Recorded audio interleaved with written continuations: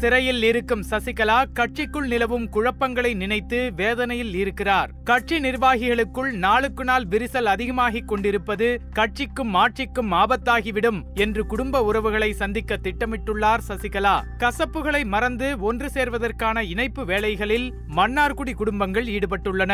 RK நகர் பணப்பட்டுவாடா புகாரில் வருமான வரித்துறையின் ரெய்டில் சிக்கிய அமைச்சர்கள் கிலியில் இருக்கும் போதே இரட்டை இலை சின்னத்தை மீட்க பணம் கொடுக்க முயன்றார் என்ற வழக்கில் டிடிவி தினகரனை சுற்றி வளைத்தது டெல்லி போலீஸ். அதனால் அமைச்சர்கள் கூடி ஆலோசனை நடத்தி டிடிவி தினகரனை மட்டுமல்ல சசிகலா குடும்பத்தையே கட்சியிலிருந்து ஒதுக்கி வைத்துவிட்டோம் என அறிவித்தனர். தலைமை கழகத்தில் வைக்கப்பட்டிருந்த சசிகலா பேனர்களையும் அகற்றினர். அதே நேரத்தில் கட்சியிலிருந்து ஏற்கனவே ஒதுங்கிவிட்டேன் என்று டிடிவி தினகரன் அறிவித்து தனது ரூட்டை மாற்றினார். ஆனாலும் டெல்லி போலீஸ் பிடியிலிருந்து தப்ப முடியாமல் டிடிவி தினகரன் திகார் ஜெயிலில் அடைக்கப்பட்டார். அதையடுத்து முதல்வர் எடப்பாடி பழனிசாமி தலைமையில் அதிமுக அரசு நிர்வாகம் தங்குதடை இல்லாமல் ஓடிக்கொண்டிருந்தது. இந்த நிலையில் கட்சியிலிருந்து 45 நாட்கள் ஒதுங்கியிருந்த டிடிவி தினகரன் ஜூன் 1ஆம் தேதி திகார் ஜெயிலில் இருந்து வெளியே வந்தவுடன் அதிமுகவில் தொடர்கிறேன், கட்சி பணிகளில் ஈடுபடுவேன், சசிகலாவை தவிர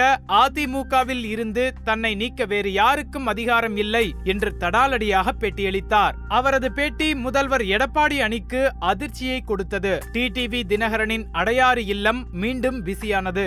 ஜூன் 5ஆம் தேதி பெங்களூரு ஜெயிலில் சசிகலாவை பார்த்துவிட்டு வெளியே வந்த டிடிவி தினகரன் கட்சியிலும் ஆட்சியிலும் என்ன நடக்கிறது என்று இன்னும் 60 நாட்கள் பொறுத்திருந்து பார்ப்போம், அதன் பிறகு என்ன செய்ய வேண்டும் என்று சொல்லுகிறேன் என்று சசிகலா சொல்லி அனுப்பினார் என்ற தகவலை சொன்னார். அதன் பிறகும் எடப்பாடி அணி டிடிவி தினகரனின் பேச்சை கண்டுகொள்ளவில்லை. வழக்கம் போல முதல்வரும் அமைச்சர்களும் அரசு பணிகளில் முழு வீச்சில் இருந்தனர். இதற்கிடையில் திருத்தணி எம்பி கோ அரி சசிகலா குடும்பத்தை முற்றிலுமாக விலக்கி வைக்க வேண்டும் என்று பேட்டியளித்தார். அதற்கு பதிலடியாக டிடிவி தினகரன் ஆதரவு எம்எல்ஏ வெற்றிவேல் கட்சிக்கு டிடிவி தினகரன், ஆட்சிக்கு எடப்பாடி என வெளிப்படையாக சொன்னால்தான் குழப்பம் இல்லாமல் இருக்கும். எடப்பாடி வாய் திறக்க வேண்டும் என்று கூறினார். ஆனாலும் எடப்பாடி தரப்பிலிருந்து அதற்கு எந்த பதிலும் இல்லை.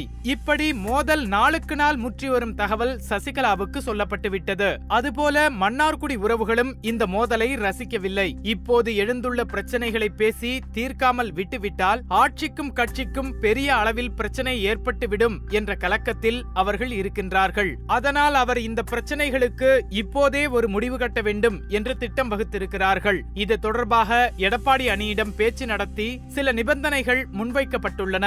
அதை அவர் ஏற்றுக்கொள்ள வேண்டும். அதே போல டிடிவி தினகரன் தரப்பும் அமைதி காக்க வேண்டும் என்று சில விஷயங்களை சொல்லி இருக்கிறார்கள். இந்த சமரசம் குறித்து ஜூலை முதல் வாரத்தில் பெங்களூரு சிறையில் சசிகலாவை மன்னார்குடி உறவுகள் சந்திக்கிறார்கள். அப்போது சசிகலா என்ன சொல்ல போகிறார் என்பதை பொறுத்துதான் டிடிவி தினகரனின் அடுத்த கட்ட நகர்வுகள் இருக்கும் என்று அவரது நெருங்கிய வட்டாரங்களில் சொல்கிறார்கள். மேலும் இதுபோன்ற செய்திகளை தெரிந்து கொள்ள சுட சுட சேனலை சப்ஸ்கிரைப் செய்யுங்கள்.